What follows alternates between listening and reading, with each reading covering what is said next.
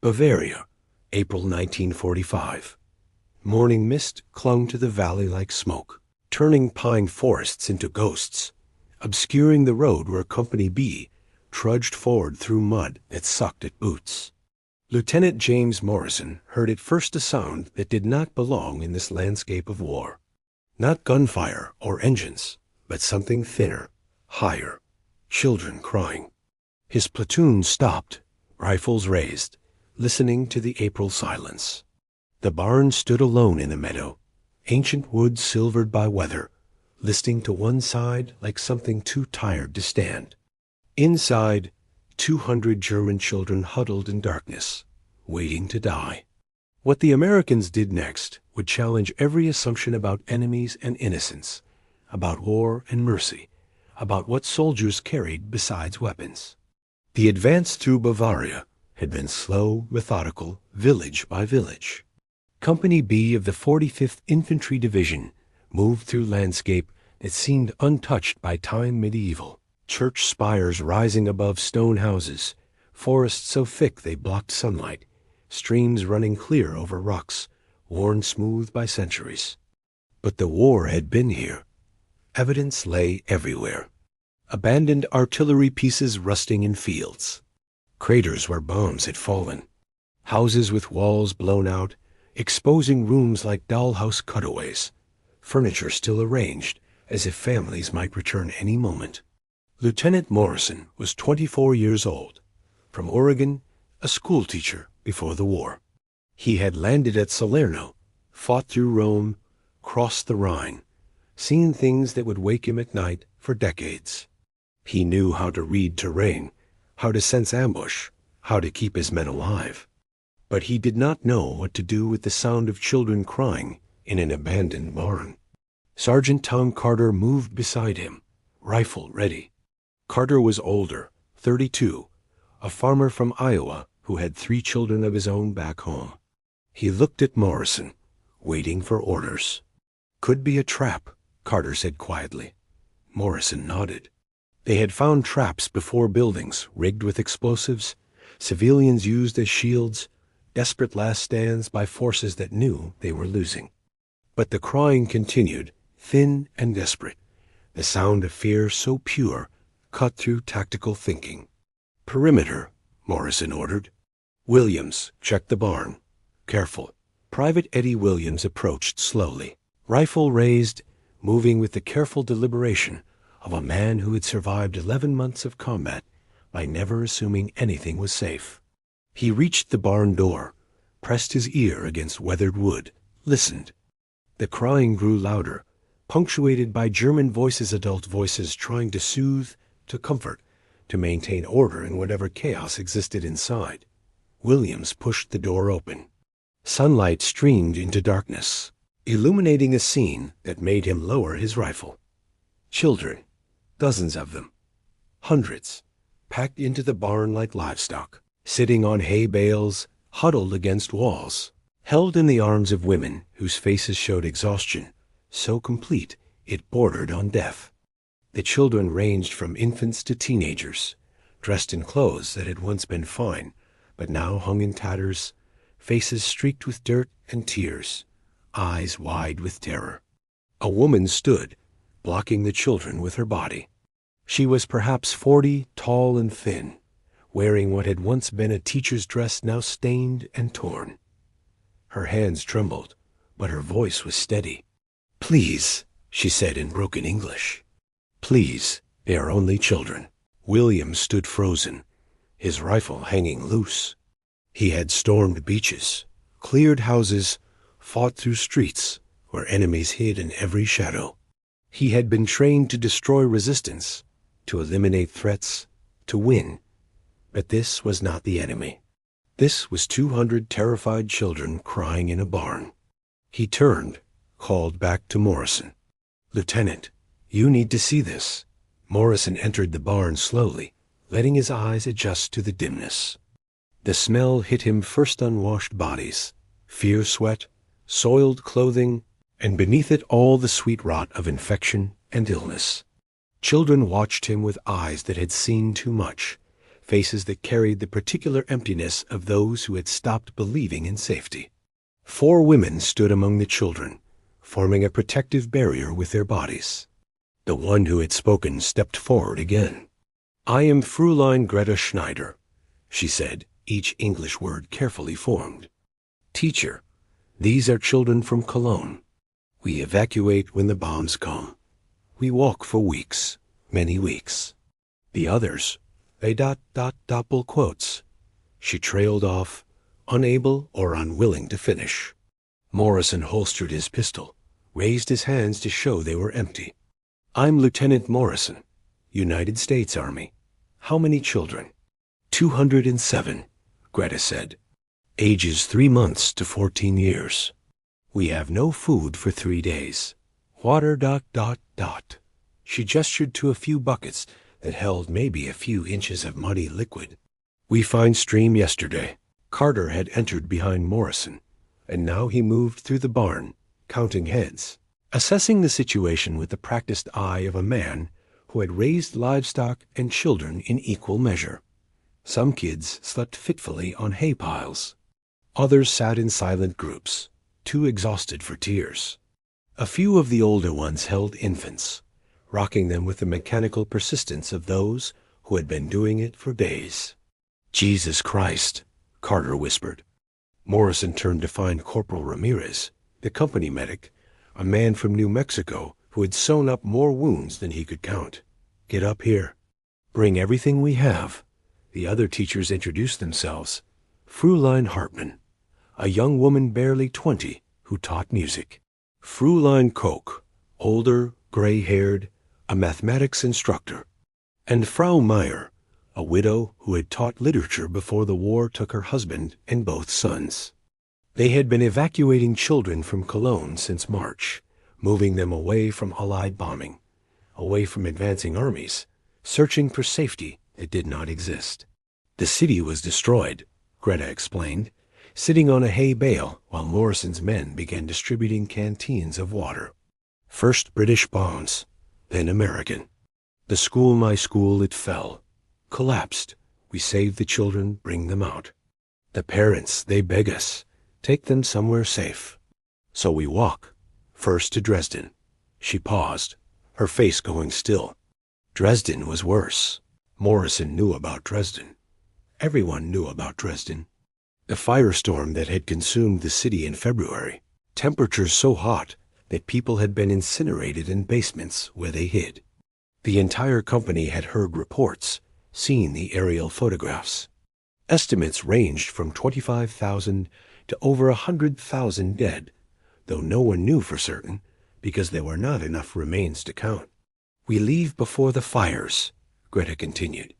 "Take the children south. We think maybe Bavaria will be safe. But everywhere we go, the war follows.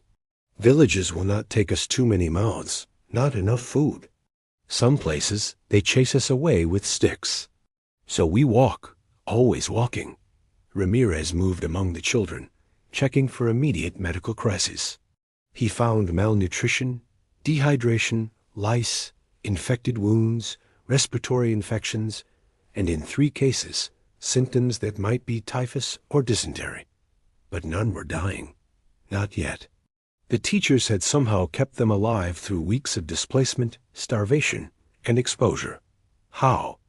Morrison asked quietly, watching Fräulein Hartmann comfort a crying infant. "How did you keep them alive?" Greta looked at him with eyes that held something beyond exhaustion. "Because we promised. The parents, when they give us their children, they make us promise, keep them safe. Bring them home when the war ends, so we promise. And a promise ... She searched for words. "A promise is all we have left." Morrison stood outside the barn, smoking a cigarette he did not want, trying to think through options that felt like choosing between bad and worse. The tactical situation was clear. Company B was advancing east, pushing toward Munich, following orders that had been written by generals who calculated war in terms of objectives achieved and territories secured. 200 German children did not appear in those calculations. Carter joined him, accepting a cigarette. "What are we going to do, Lieutenant?" Morrison exhaled smoke toward gray sky. "Protocol says we report it up the chain. Wait for instructions from regiment."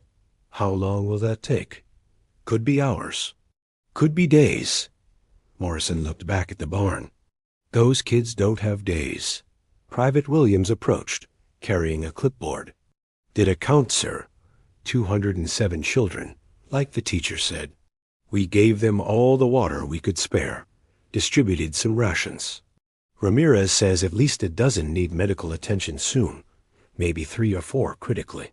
Morrison nodded, making calculations. The company had field rations for 3 days, medical supplies for minor wounds and common ailments. They were not equipped to care for 200 starving, sick children, but leaving them was not an option. Could not be an option. What about the rest of the advance? Williams asked. That was the question. Company B had orders secure the next village, establish a defensive position, wait for armor support before pushing toward Munich. Delays meant the entire battalion's schedule would be affected. Resources diverted, plans changed. And wars were won by following plans, by maintaining momentum, by not letting sympathy interfere with objectives. Morrison thought of his classroom back in Oregon, the students he had taught before the war. 12-year-olds learning geography, struggling with long division, passing notes when they thought he was not looking. Children being children, blessed with the ordinary cruelty and kindness of youth untouched by war. He dropped the cigarette, ground it out with his boot. "We're taking them with us." Carter raised an eyebrow. "Sir?"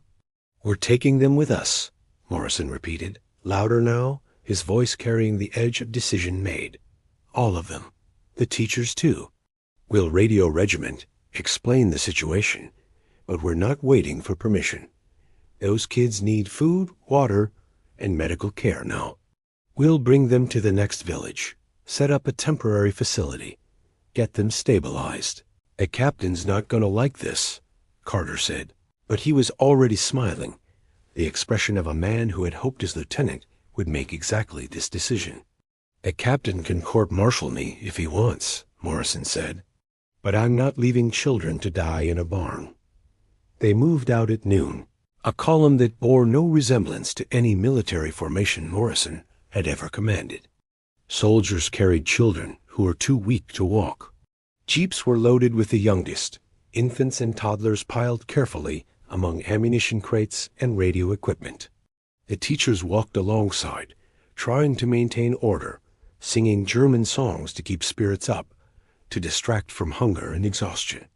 The Americans shared their rations chocolate bars from K-rations, crackers, canned peaches that were divided with mathematical precision to stretch as far as possible. Some soldiers gave away their entire day's food, figuring they could eat later, and children needed it more. Private Johnson, a mechanic from Detroit who never talked about having kids, carried a 3-year-old girl on his shoulders for 6 miles, whispering to her in English she did not understand, but found comforting anyway. Sergeant Carter walked beside Greta Schneider, helping her navigate the muddy road. She limped feet wrapped in cloth that had once been a skirt, worn through to bleeding, but she did not complain. "Why are you doing this?" she asked. "We are German. Enemy." Carter shifted the pack on his shoulders. "My youngest is 4, back in Iowa. Little girl named Sarah." He paused, remembering. "If the war came to Iowa, if she was scared and hungry and hiding in a barn, I'd hope someone would help her. Even if they were the enemy." Greta said nothing, but tears carved lines through the dirt on her face. The column moved slowly, stopping frequently for rest, for water, for children who could not continue. Some of the older kids helped the younger ones, carrying siblings or neighbors, acting as shepherds to flocks of frightened lambs. An 11-year-old boy named Hans appointed himself translator, his English learned from a grandfather who had lived in America before the First War. He moved between soldiers and children, explaining needs, facilitating communication, trying to maintain dignity in circumstances that had stripped away nearly everything else. By mid-afternoon, They reached the village of Berkeling. It was a small place, maybe 300 residents, clustered around a church with a copper-green steeple. White flags hung from windows, the universal signal of surrender, of communities that wanted the war to pass them by without destroying what remained. Morrison ordered a halt. "Carter, take second squad, secure the village. Make sure there's no resistance. I want the church if it's available, the town square if not. Somewhere we can gather these kids, get them organized." The village surrendered without incident. The local burgomaster, an elderly man named Herr Schaefer, who spoke passable English, met them at the church steps. He looked at the children filling the square, at the American soldiers carrying toddlers, at the German teachers weeping with relief. "We have no food," he said, spreading his hands. "The army took everything. We barely feed ourselves." Morrison stepped close, his voice low and hard. "Then you'll find some. Because these children are staying here tonight, and they're going to eat. And if I find out you've been hoarding supplies while kids starve, I'll burn every barn in this village until I find what you're hiding." Schaefer paled. "The church basement. Some potatoes, flour, a few chickens. We were saving. Get it? Now." The church basement became a makeshift field hospital, mess hall, and orphanage combined. Ramirez set up a medical station in one corner, treating the worst cases, first infections that needed draining, wounds that needed cleaning, fevers that required monitoring. The village women, initially reluctant, were conscripted by Schaefer to help prepare food. They made potato soup in quantities that would have fed the village for a week, stretching it with water and flour to feed 200 children. The meal was simple thin broth with chunks of potato, bread so hard it needed soaking, but the children ate like it was a feast. Some vomited afterward, their stomachs unable to handle solid food after days of starvation. Others ate slowly, carefully, making every bite last. The youngest fell asleep with bread still clutched in their hands. Morrison sat with Greta Schneider on the church steps, watching sunset paint the sky in shades of orange and purple. Somewhere to the east, artillery rumbled the war continuing without them, indifferent to this small act of mercy. "What will happen to them?" Greta asked. Morrison did not have an answer. "We'll get them stable, contact refugee services, try to find their families. If they have families left. Many do not." Greta's voice was flat, stating fact without emotion. "The bombing, the fighting. Cologne is rubble. Dresden is rubble. Hamburg, Berlin, all rubble. The children, they talk about homes that do not exist anymore. Parents who ... She stopped, unable to continue. Morrison thought about his own parents in Oregon, safe in a country that had never been bombed, where children still went to school and played baseball and worried about homework instead of starvation. The distance between those worlds seemed too great to comprehend. "We were told you would be monsters," Greta said quietly. "The propaganda. It said Americans were savages who would destroy Germany, who hated us, who wanted only revenge. I believed it at first. But then I see your soldiers giving their food to children who sang songs about their destruction. I see men carrying enemy babies because they cannot walk. And I think, maybe the propaganda lied about many things." Inside the church, someone was singing. One of the American soldiers, a kid from Tennessee with a voice like honey, had started a folk song. Some of the German children were humming along, not knowing the words but catching the melody. Music that bridged the gap between languages, between enemies, between the world that was ending and whatever came next. "My brother died in France," Morrison said, surprising himself. "Normandy, June 6th. I got the telegram 3 days before I shipped out." He paused, finding words for something he had not spoken about since learning the news. "I hated Germans. Every single one. Wanted them all to pay for taking my brother. And then I landed in Italy, and I saw German prisoners, just kids, most of them, scared and hungry and crying for their mothers. And I realized they were just like my brother, just kids who got caught in something bigger than themselves. Greta reached out, touched his hand briefly. "I am sorry about your brother." Morrison nodded, throat tight. "War makes us all liars. We tell ourselves stories about good and evil, about us and them, because those stories make it easier to do what we have to do. But then you find children in a barn, and the stories stop working." They sat in silence as night fell, watching stars emerge in a sky that showed no evidence of the hell unfolding below it. Morning brought problems. Regiment had received Morrison S. report and responded with orders that were clear and unambiguous. Company B would resume its advance immediately. The German children were to be turned over to local civilian authorities and processed as displaced persons, according to military government protocols. Morrison was specifically ordered not to delay the advance for humanitarian concerns that were the responsibility of military government units following behind combat troops. Morrison read the orders twice, then crumpled the paper and threw it in the fire. "Sir?" Carter asked carefully. "We're not leaving them. Regiment was pretty clear." "I don't care what Regiment said." Morrison stood, pacing the small room in the village inn where they had set up temporary headquarters. "We're 3 days from Munich. The war's almost over. Everyone knows it. I am not going to spend the last days of this war abandoning children because some colonel in a clean uniform says it's not our responsibility." Carter smiled. "So we're going rogue. We're exercising tactical discretion. That's a new name for insubordination. Court-martial me if you want, but help me first." They formulated a plan. Company B would officially resume its advance, but at a slower pace, allowing time to organize transportation for the children. Morrison would request additional medical supplies from Division, citing combat casualties rather than civilian refugees. They would commandeer vehicles from the village farm trucks, civilian automobiles, anything with wheels, to transport those too weak to walk. The teachers would continue supervising the children, maintaining order, providing the continuity of care that had kept them alive this far.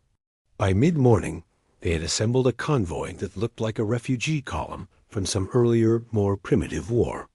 Trucks loaded with children, soldiers walking alongside, teachers organizing singing games to keep spirits up during the journey. The village donated what supplies it could: blankets, a few medical items, some food, partly out of genuine charity and partly out of fear that the Americans would take more if they refused. The advance continued, south toward Munich, through a landscape that bore increasing evidence of war's conclusion: white flags everywhere, abandoned military equipment, soldiers who surrendered before shots were fired. They passed through villages that had been bombed, houses where walls had collapsed, but photographs still hung on remaining fragments, family portraits watching the ruins of Germany's ambitions. At each stop, Morrison requested additional supplies. At each checkpoint, he explained the situation to officers who had the authority to order him back into formation. Some threatened court-martial. Others looked at the children and found excuses to let him continue. A captain from Chicago requisitioned 6 field ambulances that were technically assigned elsewhere. A major from Boston arranged for a field kitchen to accidentally deliver rations to the wrong coordinates. Small acts of rebellion, individual officers choosing mercy over regulations. Private Williams, keeping records in his careful accountant's handwriting, documented everything. "For the court-martial," he said with gallows humor, "you're gonna need good documentation." But he smiled when he said it, and at night he taught German children how to play cards, pantomiming rules when language failed, laughing at the universal humor of bad hands and worse bluffs. News traveled slowly in 1945, but it traveled. A journalist embedded with division headquarters heard about Morrison's unauthorized refugee convoy and smelled the story. He arrived with a camera, a notepad, and a skepticism born from covering 3 years of combat that had taught him to doubt official narratives. His name was Robert Chun, son of Chinese immigrants, a reporter for the Associated Press who had landed at Normandy with the first wave and survived by being too busy taking notes to think about dying. He found Morrison in a village square, supervising distribution of soup to 200 children, while his men maintained perimeter security and pretended this was normal military operations. "Lieutenant Morrison? I'm with the AP. I heard you've got quite a situation here." Morrison looked up from a little girl he was helping eat, exhaustion making him too tired for subterfuge. "We found children in a barn. We're trying not to let them die. That's the situation." Sean pulled out his notepad. "Mind if I ask some questions?" What followed became one of the most widely published stories of the war's final days. Chun interviewed Morrison, Carter, the teachers, even some of the children through translators. He photographed soldiers sharing chocolate with enemy children, German teachers weeping with gratitude, a 3-year-old girl asleep in the arms of an American sergeant who had 3 daughters back in Iowa. The story ran in newspapers across America under the headline, "Humanity Among the Ruins." American G is saved 200 German children. It described the barn, the march, Morrison's decision to disobey orders rather than abandon children. It quoted Greta Schneider. "They fed our children before they fed themselves. They carried our babies, though they had every reason to hate us." This is what we were never told about Americans. The article reached Camp Hearn, Texas, where German prisoners of war worked on farms and read American newspapers in their barracks. It reached New York, where Morrison's parents wept with pride and terror.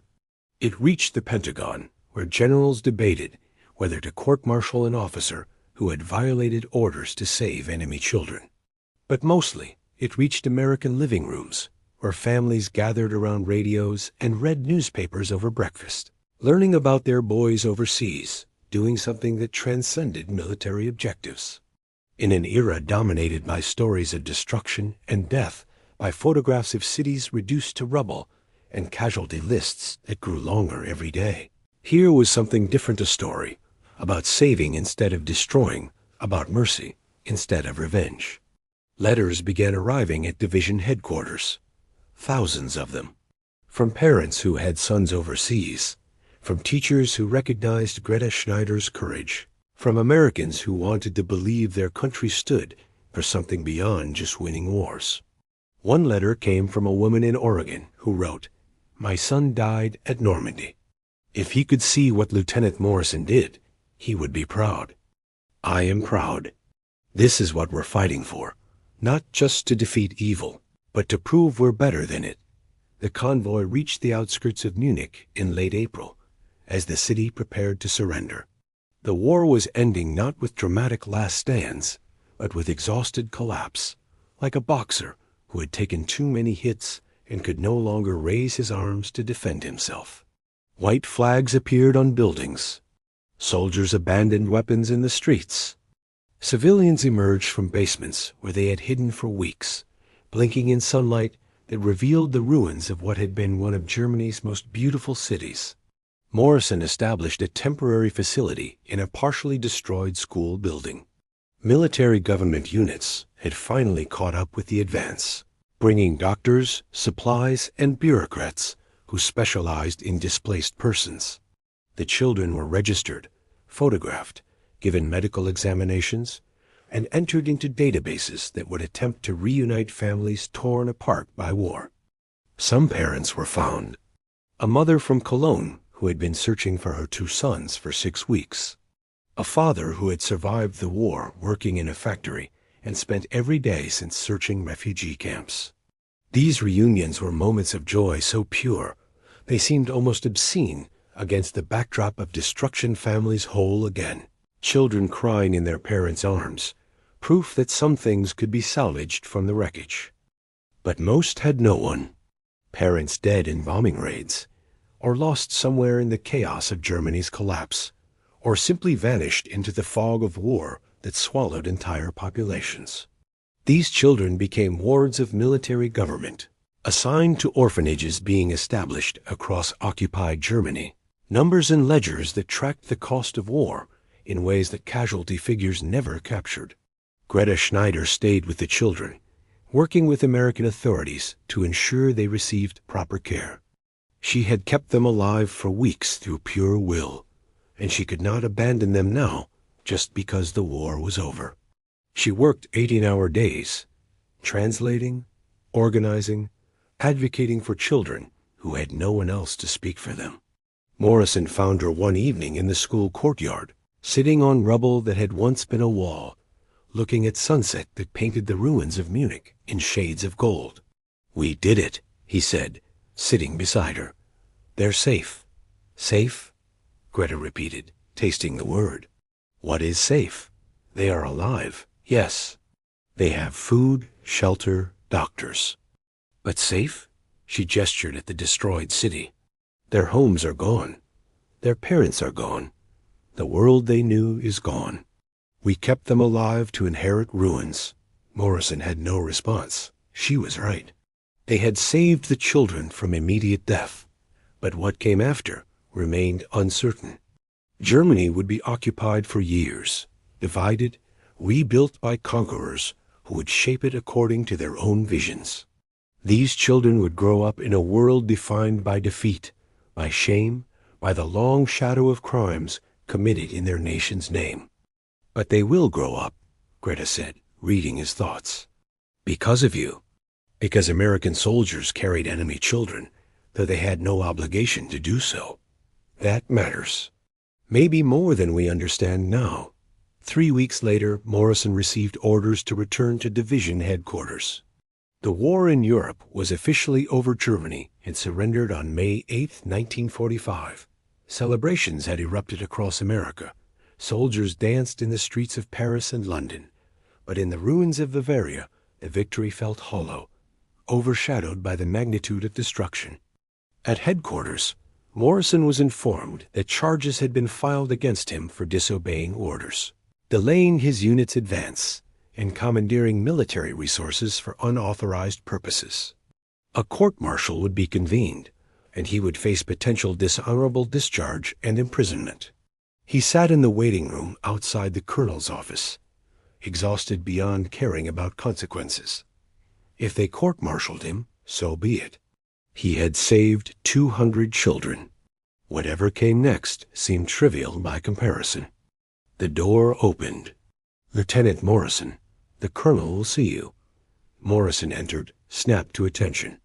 Colonel Brennan sat behind a desk covered in paperwork. A man in his 50s who had commanded men since the First War, who had seen enough combat to understand the difference between regulations and right action.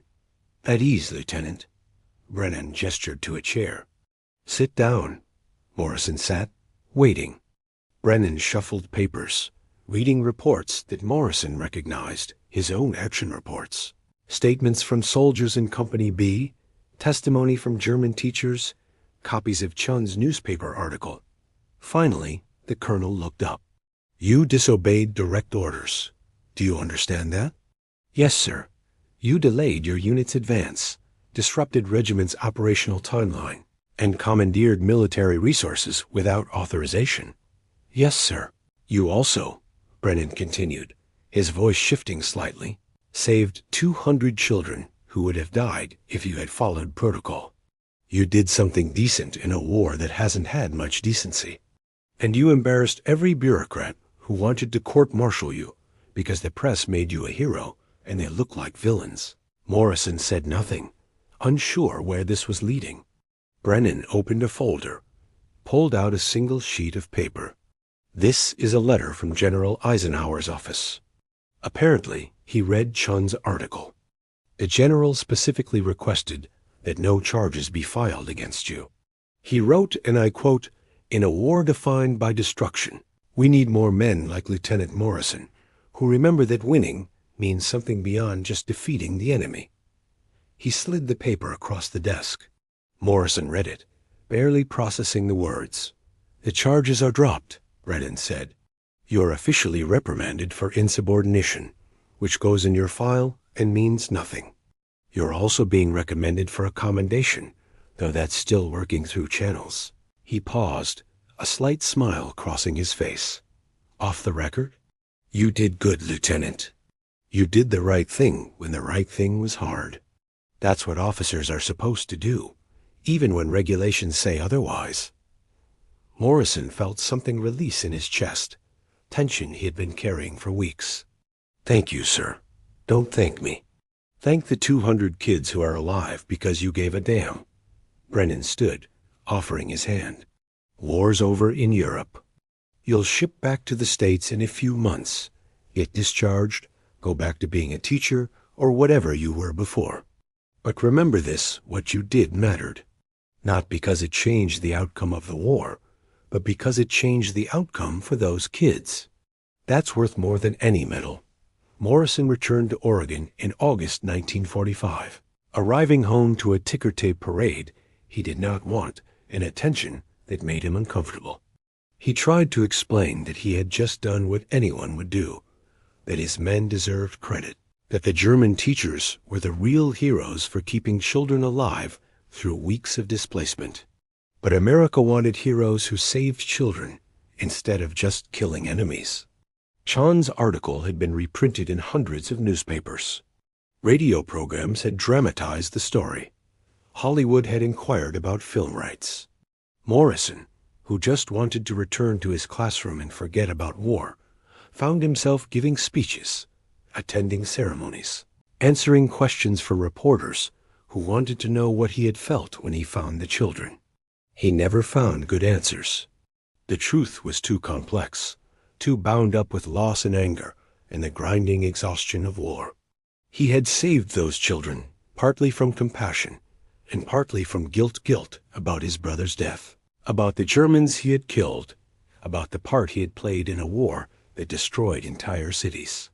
Saving 200 children did not balance those scales, but it was something. A moment of creation in a landscape of destruction. The German teachers were offered passage to American immigrants, sponsored by churches and community groups that wanted to help. Greta Schneider accepted, arriving in New York in September 1945. She settled in a small town in Pennsylvania, taught German language at a local high school, and spent her evenings writing letters to former students scattered across occupied Germany. She kept in contact with Morrison. They exchanged letters for decades, birthday cards and Christmas greetings, and occasional longer correspondence about how the children were faring. Many had been adopted, finding new families in the ruins of the old. Others had been reunited with surviving relatives. A few had vanished into the chaos of post-war Europe, their fates unknown. Hans, the 11-year-old translator, eventually emigrated to America in 1952. He became an engineer, married an American girl, raised 4 children who never had to hide in barns or walk for weeks searching for safety. He named his first daughter Greta. Some of the children never recovered. Years in orphanages, in foster homes, carrying trauma that shaped their entire lives. They became alcoholics or criminals or simply broken people who could not find their way in a world that had taken everything from them. The barn, the march, Morrison's mercy, these things had saved their lives, but could not heal the damage that war had inflicted. But others thrived. They became doctors, teachers, businessmen, artists. They built families, raised children, contributed to the Germany that rose from ruins. And when they told their children about the war, they spoke of American soldiers who had found them in a barn and chosen mercy over convenience, who had carried them to safety, though regulations said they should not. In 1985, 40 years after the war's end, a reunion was organized. Someone no one remembered exactly who had the idea to gather the survivors, the children who had been saved, the soldiers who had saved them. Television coverage was arranged. German, penned.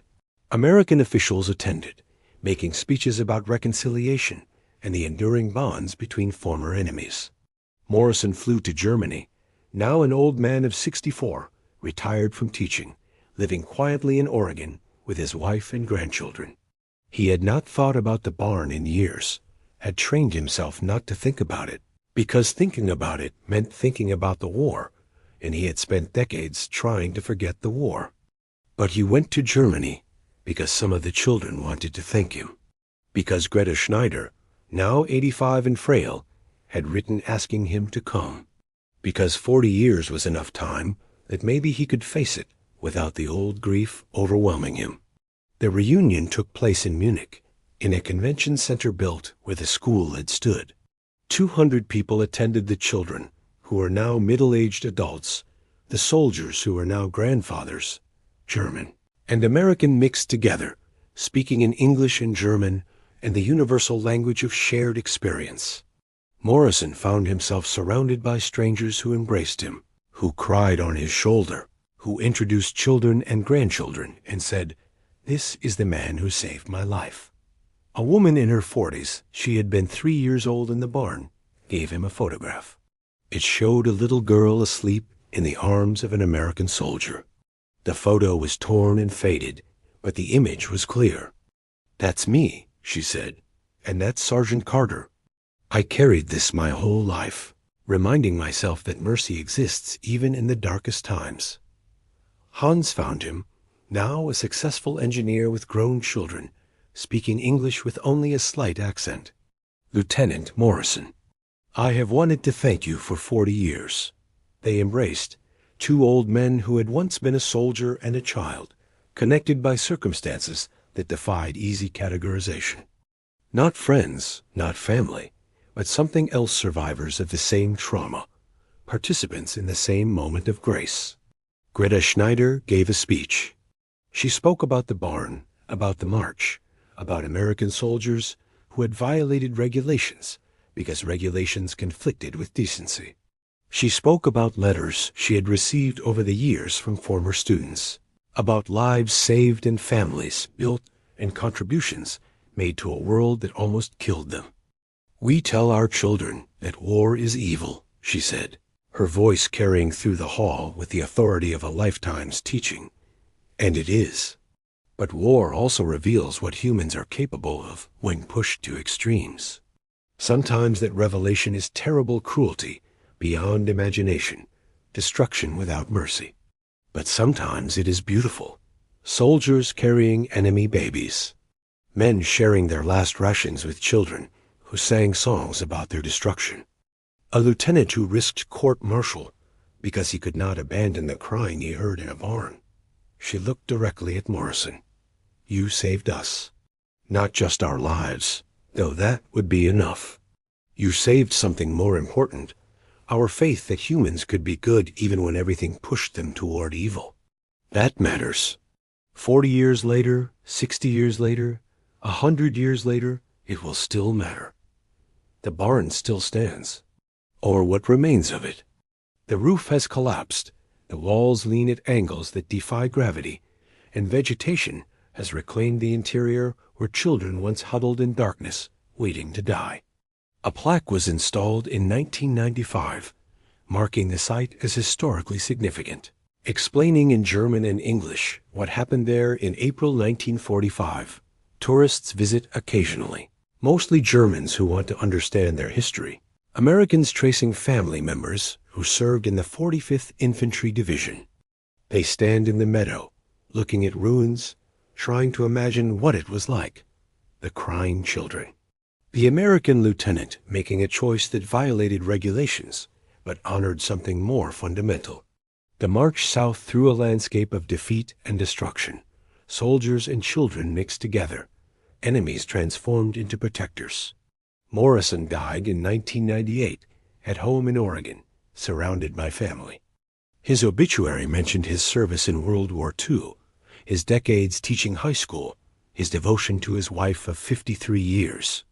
It included a paragraph about the barn, the children, the decision that made him briefly famous. His family donated his papers to the National World War II Museum, including letters from Greta Schneider, photographs from the reunion, and a small notebook where he had written, decades earlier, "Regulations exist to serve humanity, not replace it. We saved the children because that's what humans do when regulations fail." The children, now grandparents themselves, Some great-grandparents carry the memory forward. They tell their descendants about the barn, about American soldiers who chose mercy when vengeance would have been easier. They show photographs, read letters, pass on stories that grow richer with each retelling. In schools across Germany and America, teachers use the story as a lesson about moral courage, about the choices individuals make when systems fail. They show Chun's photograph soldiers carrying children, German teachers weeping with relief, a little girl asleep in Sergeant Carter's arms. They ask students, "What would you have done? Would you have followed orders or followed conscience?" Most students say they would have done what Morrison did. But most students have never faced that choice, have never heard children crying in a barn while regulations demanded they march on. It is easy to choose mercy in theory, harder when careers and lives hang in the balance. But Morrison chose. And because he chose, 200 children lived. Because he chose, families were rebuilt. Because he chose, the world received a small measure of grace in a war that had very little grace to spare. The barn collapsed further in 2010, finally surrendering to weather and time. But the plaque remains, and people still visit, still stand in the meadow, remembering what happened there. Some leave flowers. Others just stand in silence, contemplating the strange alchemy that transformed enemies into family, that created bonds stronger than nationality or ideology. War reveals humans at their worst and at their best, often simultaneously. It creates situations where a single decision can echo across generations, where a lieutenant's choice to disobey orders can save 200 lives and reshape how we understand mercy in the midst of destruction. Morrison never considered himself a hero. He insisted, until his death, that he had just done what anyone would do, that his men deserved credit, that the German teachers were the real heroes. But history remembers him differently. History remembers the barn, the crying, the choice to violate regulations, because regulations conflicted with something more fundamental than military efficiency. In the end, that is what we remember from wars, not the battles won or territories secured, but the moments when individuals chose decency over convenience, mercy over revenge, humanity over regulations.